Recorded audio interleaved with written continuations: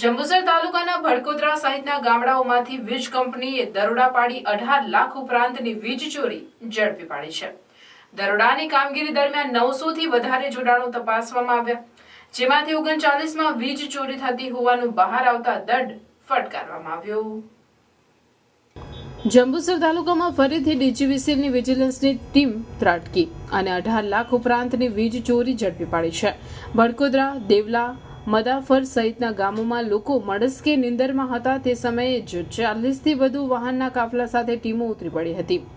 Police બંદોબસ્ત સાથે મકાનોના જોડાણો તપાસવામાં આવ્યા। પોલીસ અને વીજ કંપનીની ટીમો જોઈને લોકો અચંબામાં મુકાઈ ગયા હતા।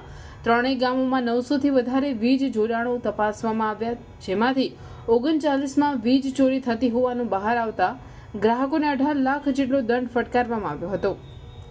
થોડા મહિનાઓ અગાઉ પણ વીજ કંપનીએ દરોડો પાડી વીજ ચોરી ઝડપી પાડી હતી, તેમ છતાં આ પંથકમાં વીજ ચોરીનો સિલસિલો યથાવત રહ્યો છે।